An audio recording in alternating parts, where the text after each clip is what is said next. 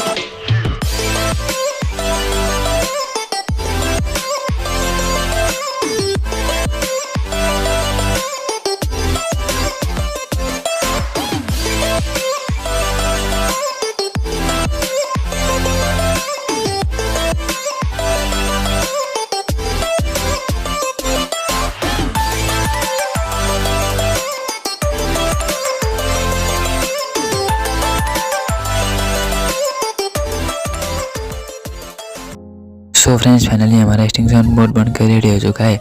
और यहाँ पर मैंने कोई भी माउंटिंग सिस्टम ऐड नहीं किया है, तो आप खुद से ऐड कर सकते हैं इसमें एक होल करके।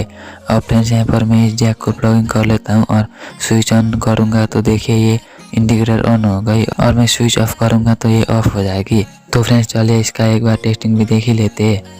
फ्रेंड्स, यहाँ पर मैं आपको पहले सोल्डरिंग आयरन चेक करके दिखा देता हूँ इसमें लगा के, और फिर आपको मैं बाद में टेस्टर से लाइन चेक करके भी दिखा दूंगा। फ्रेंड्स, यहाँ पर आप लोग देख ही सकते हैं इसमें लाइन बहुत ही अच्छी तरीके से आ जा रही है। फ्रेंड्स, मैं आपको इन्फॉर्म करना चाहूँगा कि मैंने यहाँ पर जो LED यूज किया है उसके साथ मैंने एक 100 किलो का रजिस्टर भी यूज किया है।